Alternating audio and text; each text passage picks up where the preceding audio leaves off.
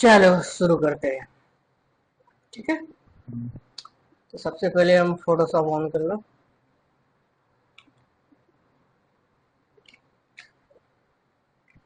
तो फोटोशॉप का उपयोग तो पढ़ ही लिया है, तो उसमें हमने लिखा ही था कि इसका क्या यूज होता है, ग्राफिकली होता है।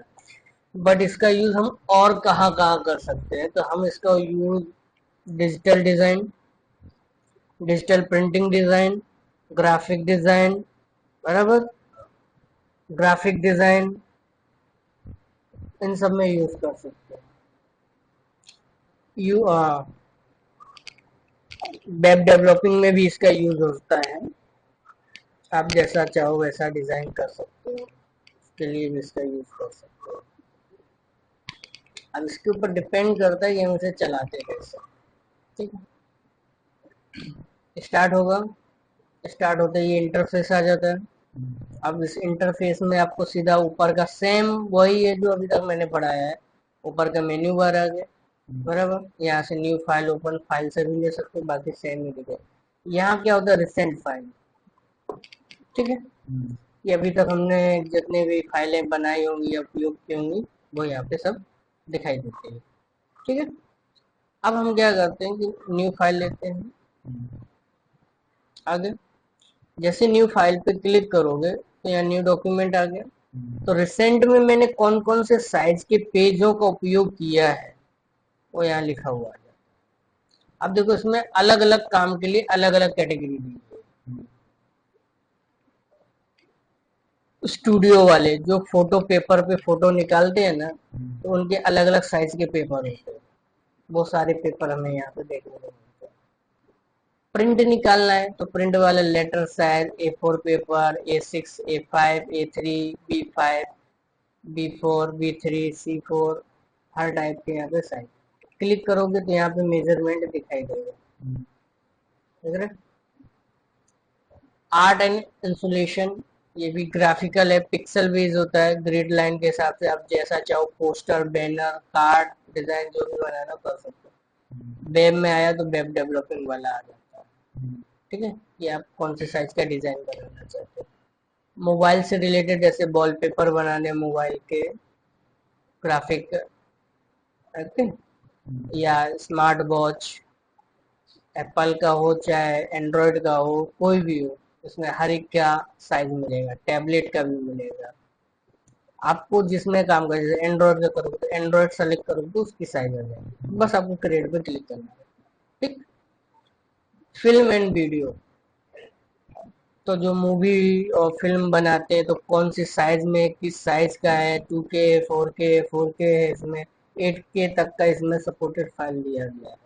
आप जिस साइज की मतलब वीडियो एडिट के लिए टेम्पलेट बनाना चाहती हो, पोस्टर या थंबनेल बनाना चाहते हो, तो यहाँ से सेलेक्ट करके सेलेक्ट कर सकते हो। अगर कुछ नहीं सेलेक्ट करना तो यहाँ से आप फाइल का नाम जो रखना चाहो और अपने मर्जी से जो साइज उसकी रखना चाहो रख सकते हो। और यहाँ से साइज को अलग अलग मेजरमेंट में हम ले सकते हैं, pixel, inches, centimetre, millimetre, point and picas, इतने साइज में हम उसका मेजरमेंट में पेज ले सकते हैं। ये इसका विड्थ है और ये इसकी हाइट है। ये इसका ओरिएंटेशन है, लैंडस्केप, सॉरी ये लैंडस्केप है, ये पोर्ट्रेट। ठीक है, ये इसका रेजुलेशन है। रेजुलेशन मतलब वो कितनी क्लियरिटी देगा। इसको जितना ज्यादा रखोगे उतना ज्यादा ये लोड लेगा सिस्टम, और उतनी अच्छी फोटो भी बनेगी, क्लियरिटी आएगी। लेकिन ज्यादातर मिनिमम 150 72 है। अब वो फाइल पे डिपेंड करता है हम कितनी बड़ी फाइल बना रहे हैं। पोस्टर बना रहे हैं तो नॉर्मल, वही बता रहे हैं ना, सब में नॉर्मल दिया है ना। ये बहुत ज्यादा बड़ा है, देखो यहाँ पे साइज है ना। अब इसको मैं इंचेस में करूँगा तो कितना आ रहा है, 56 इंच। 56 इंच कितना हो गया,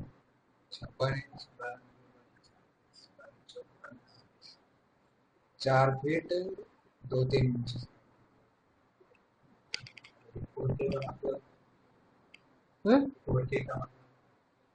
4K का मतलब हाई रेजोल्यूशन आता है बस, और क्लियरिटी पे डिपेंड करता है, इसीलिए तो ये ज्यादा बड़ा पिक्सल हो गया ना। अब यहाँ पे आपको कुछ नहीं करना है, इसे आरजीबी मोड पे ही रखना है। ये क्या ना, मोड क्या होता है कि जब आप रियल वर्ल्ड में काम करोगे ना, तो रियल वर्ल्ड में क्या होता है कि वहां पे जो मशीनें होती हैं या प्रिंटर जो होते हैं, वो दो ही प्रकार के प्रिंटर आते हैं, आरजीबी में आता है या CMYK में आता है। तो आपका मशीन कौन सा कलर कोड एक्सेप्ट करता है, आरजीबी करता है कि CMYK करता है, तो वो आपको यहाँ पे सेलेक्ट करके बस ओके करना। बैकग्राउंड हमेशा व्हाइट है, आप चाहो तो जो कलर रखना चाहो तो रख सकते हो, लेकिन हम कस्टमरली व्हाइट ही रखना है। ठीक है, क्रिएट करोगे तो ये पेज बन जाएगा। ये 4K वाला ही आ गया, देख लो ना, है भी मतलब 4K में थोड़ा लंबा हो गया है। ठीक है, अब हमारे लिए इसमें जो पढ़ना इम्पोर्टेंट है, पहले तो हमें इसके सारे टूल्स समझना इम्पोर्टेंट है। जब तक टूल्स नहीं पता होंगे हम कुछ नहीं कर सकते। ठीक, तो हम एक ओपन में जाके कोई एक फाइल ओपन कर लेते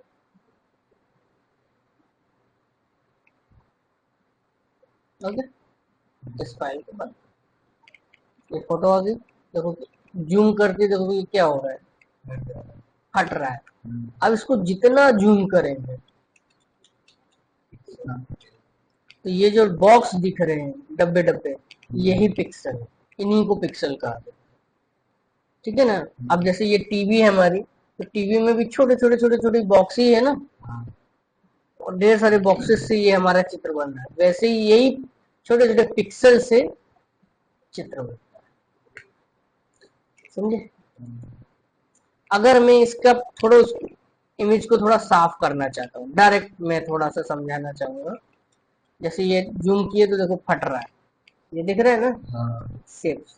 अब इसका हम क्या करेंगे, इसमें इमेज मेन्यू है, ठीक है, यहाँ इमेज साइज है, यहाँ आओगे तो देखो इसकी साइज तो दी है, यहाँ पे देखो रेजोल्यूशन कितना दिया है, 72 62। इसको यहाँ से क्या करेंगे हम, प्रीवियस डिटेलिंग में चले जाएंगे, रिड्यूस नोइज कर देंगे, ठीक है, और इसको कर देंगे 150 पिक्सल। ठीक, अब देखो तो अभी, अब उसे ओके किया, अब जितना जूम करने में वो फट रहा था, अब वो उतना जूम करो तो ये चित्र साफ दिखेगा। दिख रहा है, पिक्सल बढ़ा दिए है ना हमने। पिक्सल बढ़ा देने से क्या होता है, इमेज और परफेक्ट बन जाती है और वो जल्दी फटती नहीं, फिर और ज्यादा जूम करने पे फटती है। अब पहले से फर्क आ गया इमेज में। तो जो हम लोग रियल में AI टूल यूज करते ना फोटो एडिटिंग के लिए, उसमें भी यही फैसिलिटी होती है, वो पहले से उसमें सब सेट होता है। बस आपने कहा कि मेरे को इतना इसमें क्लियरिटी चाहिए, तो उसमें सिर्फ फोटो में क्या होता है, पिक्सल बढ़ता है और बदलता है, तो वो उसको घसीट के मैनेज कर देता है और वो चित्र क्लीन और HD हो जाता है। समझे? तो इस तरीके से करना। हम फोटोशॉप पढ़ रहे इसलिए मैं फोटोशॉप के साथ समझा रहा हूँ। ठीक है, अगर सर हम लोग आईफोन से फोटो खींचे और उस फोटो को इसमें डाले तो उसकी क्वालिटी उतनी ही रहेगी कि वो भी फटेगा? डिपेंड करता है कि हम उसे सिस्टम में कैसे लाते हैं। अगर आप फोटो आईफोन से खींच के फिर व्हाट्सएप से शेयर करते हो और व्हाट्सएप से डाउनलोड करके फिर इसमें ओपन करते हो, तो क्लियरिटी नहीं मिलेगी, क्योंकि व्हाट्सएप कहता है, उसके कोड में फंक्शन है, वो क्लियरिटी को अपने हिसाब से घटा देता है जिससे फोटो शेयर हो जाए इजी, मतलब जल्दी शेयर हो जाए, किसी को वेट ना करना पड़े। तो वो ऑटोमेटिकली उसकी साइज में रिड्यूस कर देता, साइज क्या कर देता है, रिड्यूस कर देता और वो भेज देता है, तो वो क्लियरिटी नहीं आएगी। तो आईफोन से फोटो लो या किसी भी कैमरे से लो, उसको सिस्टम में केबल से, डेटा केबल से डालो या ईमेल करके डाल लो या डायरेक्ट शेयर करके दे लो, जिससे इमेज की क्वालिटी घटनी नहीं चाहिए। अगर वो नहीं घटेगी तो आपकी जैसी फोटो है वैसी ही आएगी। बस सिंपल ये इतना फर्क है। ठीक, अब टूल की बात करते हैं। ठीक है, देखो ये पहला टूल है मूव टूल। मूव टूल में सीधा मूव टूल लिखा है और वी बना है। वी क्या है इसका? कीवर्ड, अरे शॉर्टकट। ठीक है, अब ये नया वाला फोटोशॉप, इसमें देखो ये वीडियो भी देता है, इसका यूज क्या है वो भी हम यहाँ से प्ले करके देख सकते हैं वगैरह। ठीक है, लेकिन हम डायरेक्ट समझेंगे। तो मूव टूल पे गए, आप यहाँ पर आओगे तो ये इसमें एक और पार्ट इंपॉर्टेंट है कि इधर लेयर सेक्शन आता है। ठीक है, शॉर्टकट की इसकी होती है F7। ठीक, अब इसमें देखो लॉक लगा है, अगर ये लॉक नहीं हटाएंगे और फिर मूव करेंगे तो ये मना करेगा, देखो आगे नहीं ये ऑप्शन। तो अब हम क्या करेंगे, इस लॉक पे जैसे ही क्लिक करेंगे तो लॉक हट जाएगा। लॉक हट गया। अब इस फोटो को जहां हिलाना चाहें, जैसे हिलाना चाहें वैसे हम हिला सकते हैं। तो मूव टूल का काम क्या है? मूव करा। ठीक है, सेम उसी में दूसरा है आर्ट बोर्ड। तो ये छोटे छोटे आर्ट बोर्ड में उसे कन्वर्ट कर दिया, जैसे देख रहे हो, फोटो को छोटे छोटे बॉक्सेस में बनाना। अब इसमें आपको प्लस और भी ऑप्शन मिलेंगे कि आप इसके साथ एक्स्ट्रा आजू बाजू बॉक्स बढ़ाना चाहते हो और भी लेना चाहते हो तो आप कर सकते हो। ठीक है, बट हमें इसमें अभी जरूरत नहीं है, हमें सिर्फ सिंपल देखना है। जस्ट उसके बाजू में हमें मिलता है option rectangular marquee tool, shortcut की M। सीधा लिखा है make a selection in the shape of a rectangle. ठीक है, तो रेक्टेंगल मार्क्यू टूल का मतलब है रेक्टेंगल में ही सारी चीजें वो क्या करेगा, सेलेक्ट करेगा। ठीक है, जो चीज सेलेक्ट करना चाहते हो, जैसे ये है चाहिए तो रेक्टेंगल में ही करेगा। कॉपी करना है तो Ctrl+C Ctrl+V करोगे तो उसी का सेम डुप्लीकेट यहाँ देखो आ जाएगा आगे। और ये चीज लेयर में दिखेगी, अगर पेस्ट करोगे ना तो देखो ऊपर लेयर दिखेगी, कुछ भी करोगे लेयर बढ़ेगी, रियल में काउंट होता है।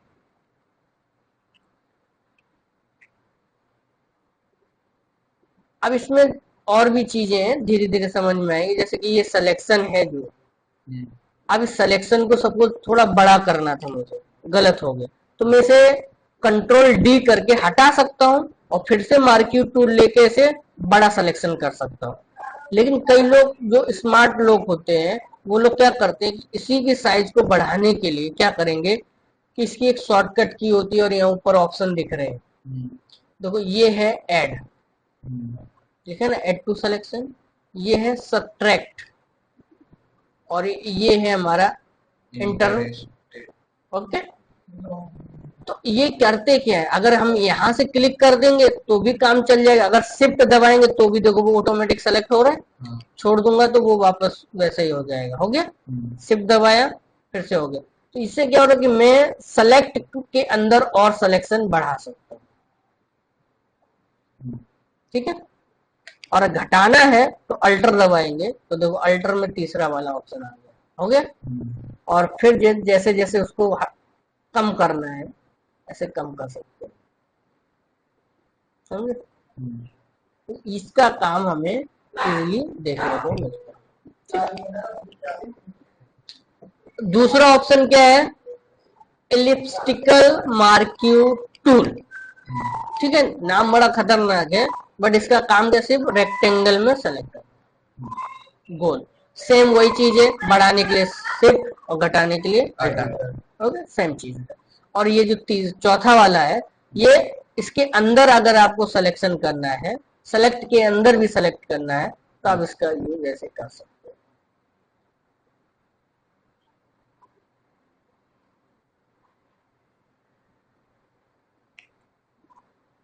ऐसे मैं शिफ्ट दबा के रखा था ना इसलिए ऐसा देख रहे हो ना, शिफ्ट में काट, बाकी सब हटा देगा, सेलेक्ट के अंदर सेलेक्ट करके उसके शेप में मैनेज कर देगा।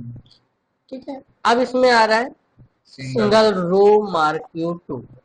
ठीक है, रो तो मतलब क्लिक करो उसको, पहले ऑप्शन टिक कर लो, क्लिक करो तो ये पतली लाइन में सिलेक्शन हो रहा है, एकदम माइनर पतली लाइन, समझ में ही नहीं आएगी।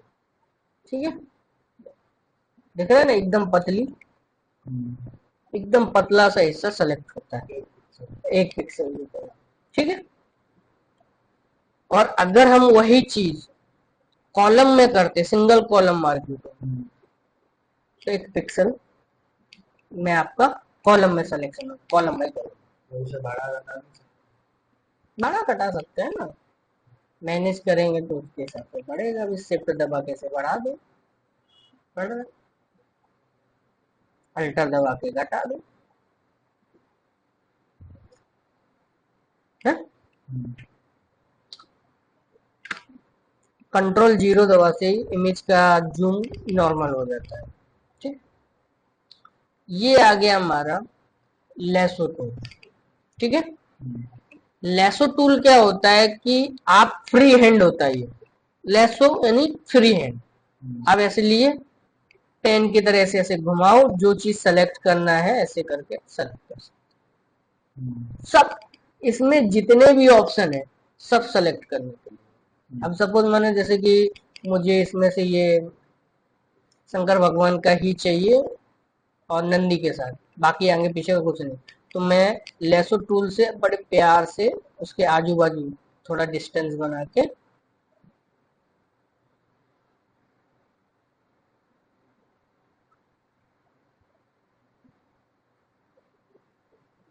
ऐसे सेलेक्ट कर, कॉपी करके पेस्ट करके अलग से ला सकता है।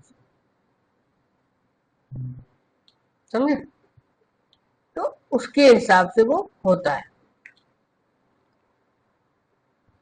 दूसरा क्या है, पॉलीगोनल लेसो टूल। ये क्या करता है, ये लाइन टू लाइन चलता है। जैसे मेरे को यहाँ टिक किया तो ये ऐसे चिपक के ही रह गया, जैसे यहाँ तक मेरे को सीधा जाना है तो सीधा गया, ऐसे सीधे सीधे स्ट्रेट बाय स्ट्रेट ऐसे सिलेक्शन कर सकते हैं। देख रहे हो ना, क्योंकि ये राउंड नहीं होगा। ठीक है, क्योंकि ये स्ट्रेट में चलता है, जैसे कोई चीज हो, और ये जहां से शुरू हुआ वहीं पे खत्म करोगे तो कंप्लीट होगा। अब चाहे तो आप इसे डिलीट मारना है, ऐसे डिलीट मार सकते हैं, या जैसे बोलते हैं ना बैकग्राउंड हटाना, तो बैकग्राउंड हटा सकते हैं। कलर भरना है कलर भर सकते हैं, इसका डुप्लीकेट बनाना है डुप्लीकेट बना सकते हैं, जो चाहे करना। ठीक है, तीसरा क्या है, मैग्नेटिक लेसो टूल। इसको क्लिक करोगे ना, ये कमाल का, ये क्या करता है, चिपकता है। जैसे मेरे को ये सिलेक्शन करना है तो मैंने यहाँ पे से क्लिक किया, अब ये चिपकता ही रहेगा और सब्जेक्ट के साथ। देख रहे हो ना, मैं सिर्फ हाथ चला रहा हूँ उसके पास से, बस ऐसे वो ऑटोमेटिकली वो उसमें चिपक के सिलेक्शन कर रहा है।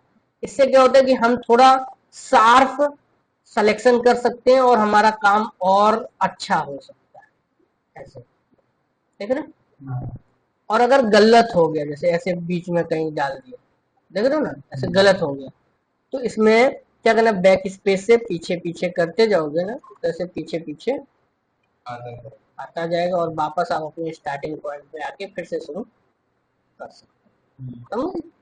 इस तरीके से सिलेक्शन। और ये भी सेम है, जहां से शुरू करोगे वही खत्म करना होता है, तो ये ऑटोमेटिकली सेलेक्ट हो जाता है। ठीक है ना, अब डिलीट करोगे एकदम डिलीट हो जाएगा। ठीक है, तो इतना आज के लिए ठीक है। तो इतने, क्योंकि टाइम भी ज्यादा हो रहा है। ठीक, बाकी करेंगे।